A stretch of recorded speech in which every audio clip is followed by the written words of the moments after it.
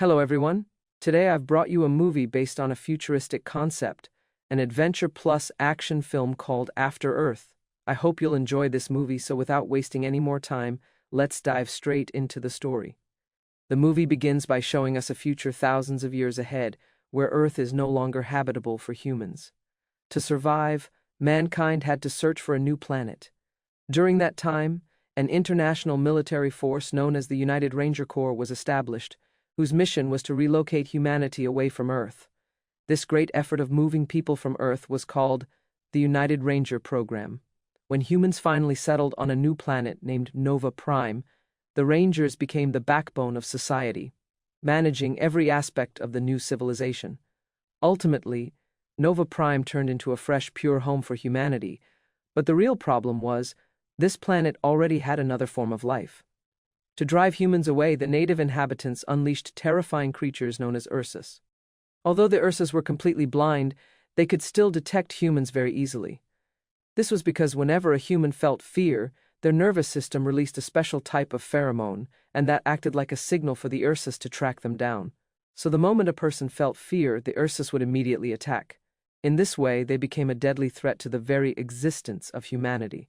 After humanity's relocation from Earth, it was the Rangers who first discovered how to defeat these terrifying creatures.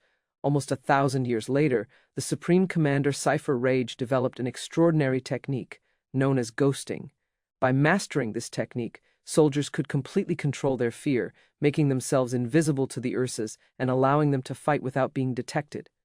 With the help of ghosting, the Rangers slowly began to suppress the Ursus, and peace gradually returned to Nova Prime. The story then shifts its focus to the human colony on Nova Prime, where we see a group of young boys and girls undergoing rigorous ranger training. Among the trainees, one of them is Kitai, the son of Commander Cypher. He dreams of becoming a ranger one day, but his past is filled with pain. His elder sister Senshi was killed during an Ursa attack when he was just a child. She sacrificed her own life while trying to save him. Carrying that guilt, Kitai trains harder every day, determined to become a ranger and fight against the Ursus. On evaluation day, Commander informs Kitai that although his written exam scores were good, his field performance was poor. That's why he wasn't selected as a ranger. When Kitai tries to protest, the commander cuts the conversation short and ends it right there. The next scene shows Prime Commander Cypher Raige returning home after completing a mission on a distant planet. He greets his wife, Faya, and reunites with the family.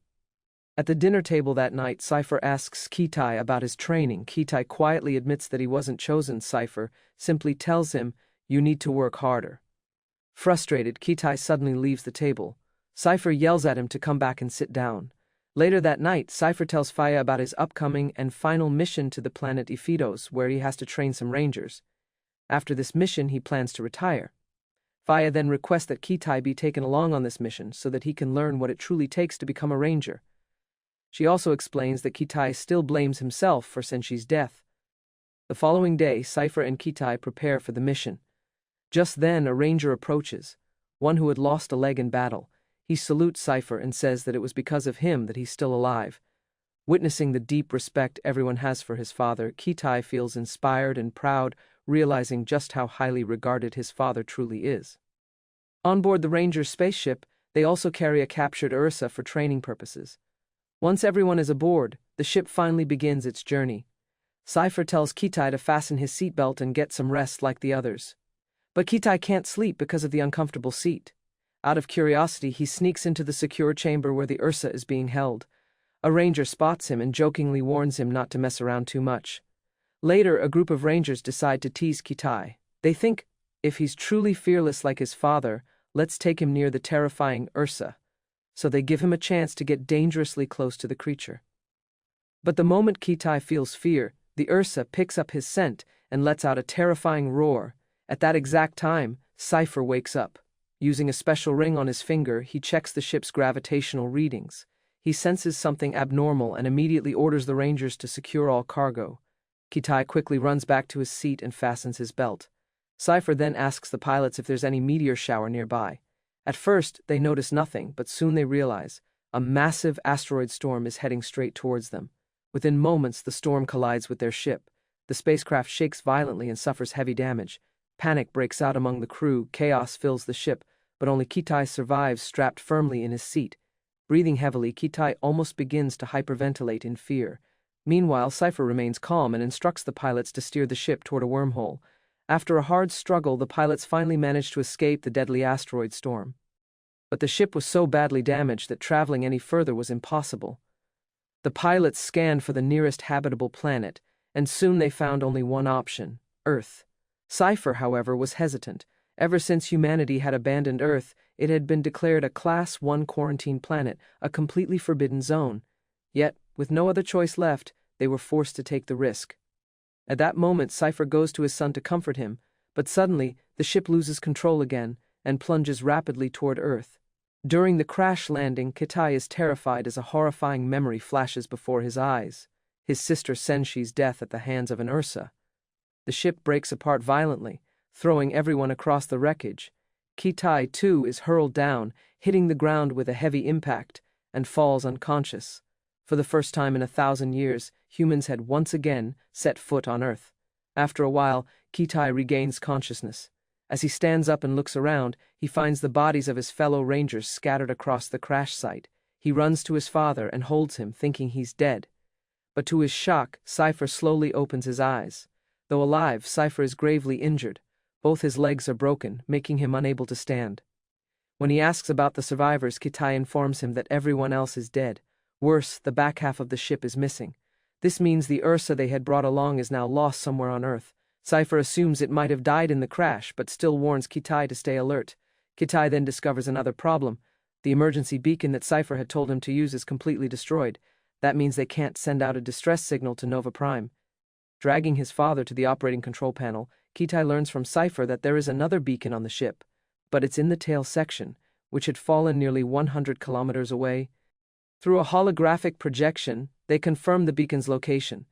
If they don't retrieve it, there will be no way to call for rescue. Since Cypher is unable to walk, the responsibility of this dangerous mission now falls entirely on Kitai. Cypher warns his son that over the last 1,000 years, Earth's creatures have evolved with only one goal: to kill humans. This means Kitai's journey will be far from easy. However, Cypher assures him that he will monitor every step through the ship's control panel. To survive in Earth's low-oxygen atmosphere, Cypher equips Kitai with a weapon, a Cypher Raige communicator, and 6 special capsules. These capsules, when consumed, increase the body's oxygen intake. Cypher strictly instructs him to take them at regular intervals, otherwise he could suffocate. After giving all the necessary instructions, Cypher finally sends his son off on the dangerous mission. Kitai begins his journey by climbing up a muddy hill. As he reaches the top, he is left stunned. Before him lies a world teeming with life, a vibrant Earth that humanity hasn't seen in 1,000 years. But this Earth is no longer the same. The climate has become brutally unstable. At night, an extreme cold descends, cold enough to kill a human in seconds, so Cypher advises him that whenever night falls, he must find shelter in geothermal hotspots to survive the freezing temperatures. Meanwhile, Cypher inspects his broken legs and realizes the injuries are severe. To ease the pain temporarily, he injects himself with a painkiller, but soon after, the drug causes his head to feel heavy and drowsy. By noon, Kitai enters a dense forest. Suddenly, Cypher notices on the monitor that a creature is slowly approaching his son.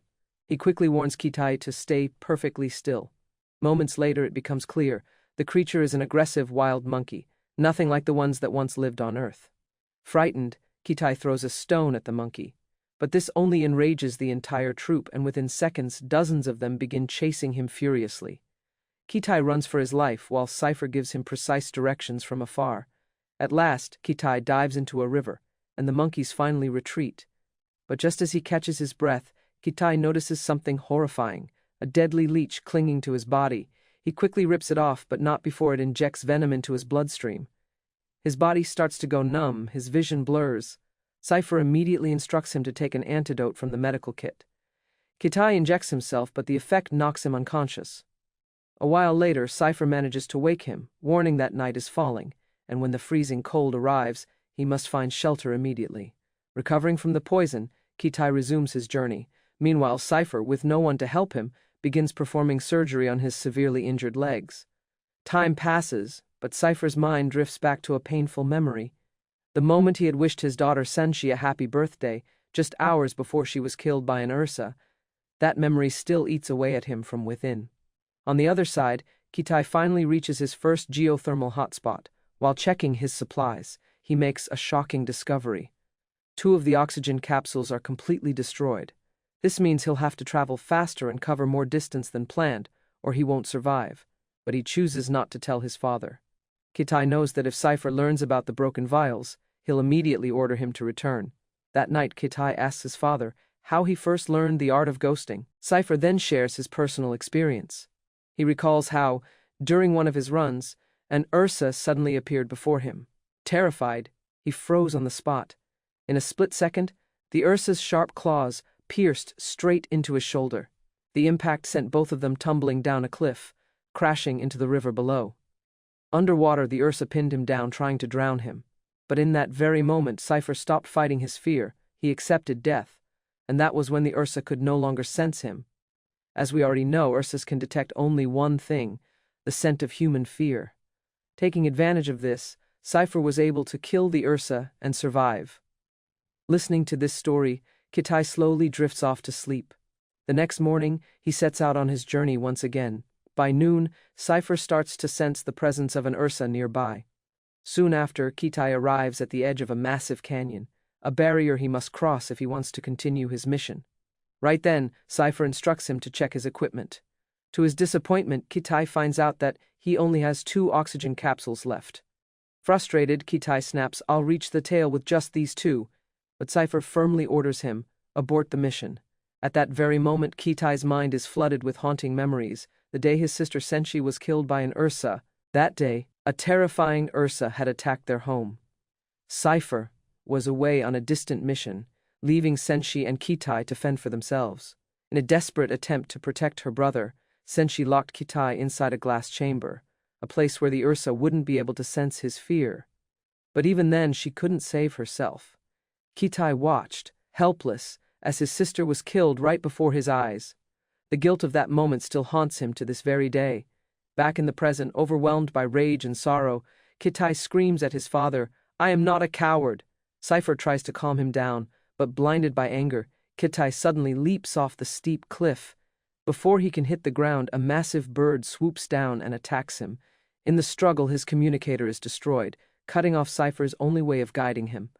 Unconscious, Kitai later wakes up inside the giant bird's nest, surrounded by its chicks, but suddenly, a pack of vicious saber-toothed cats attack the nest. Kitai fights with all his strength against one of the beasts, while the mother bird battles fiercely to protect her young. When the fight is over, all the chicks lie dead. Devastated, Kitai tries desperately to save them, but fails. Broken and heart-crushed, he flees from the nest. Meanwhile, Cypher continues scanning the area through the satellite. But instead of Kitai, he makes a horrifying discovery: 2 ranger corpses impaled high on a tree. This could only mean one thing: an Ursa is close by. That night, without knowing the place well, Kitai takes shelter inside a cave. With no way to reach his father, he now has to rely solely on his own instincts to make it to the tail section. On the cave walls, he notices ancient drawings and decides to follow them like a map. The next morning, Kitai resumes his journey, but time and again, he is irritated by the same giant bird that continues to follow him everywhere.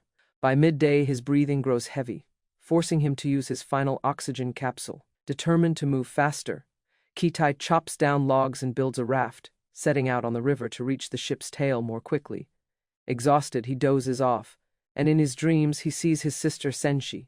She tells him that he is now very close to his destination. But suddenly, Kitai wakes up to find the temperature around him dropping rapidly. He stumbles through the frozen landscape, desperately searching for warmth. Without his father's guidance, he fails to find shelter.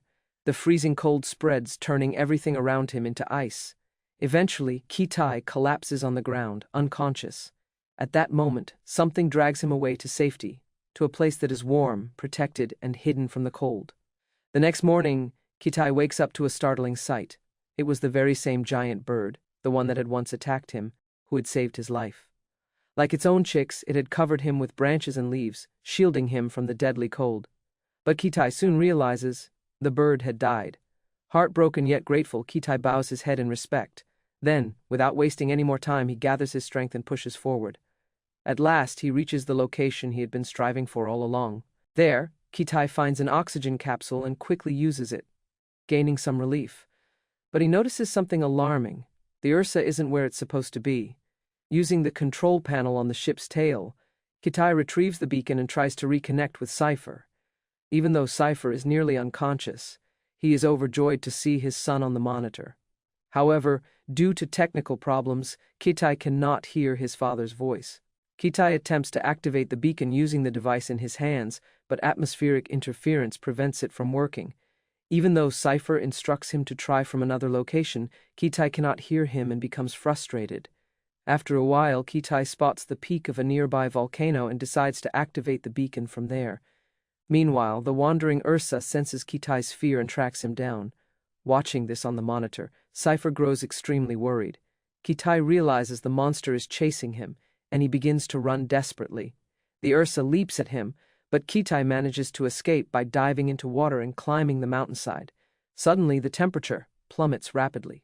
Freezing cold causes Kitai to collapse on the ground. At the same time, Cypher also loses consciousness due to his injuries. As the Ursa approaches, Kitai recalls his father's advice. He understands fear exists only in his mind, not in reality. With this realization, the Ursa walks past him, unaware of Kitai's presence. Freed from fear, Kitai stands tall with newfound courage. Using this courage, he finally kills the monster. He then activates the beacon and successfully sends a rescue signal to his team on Nova Prime. In the next scene, Kitai is shown aboard the rescue ship. Everyone around him looks at him with admiration for his courage and determination. Cypher is receiving treatment for his injuries, but seeing his son, he orders the Rangers to help Kitai stand. Once upright, Cypher salutes Kitai, recognizing him with the full honor of a true Ranger. Father and son embrace, sharing a moment of pride and relief. The ship then begins its journey back to Nova Prime, marking the end of the movie. I hope you enjoyed the concept of the movie. If you liked it, don't forget to subscribe to the channel. See you in the next video. Until then, bye!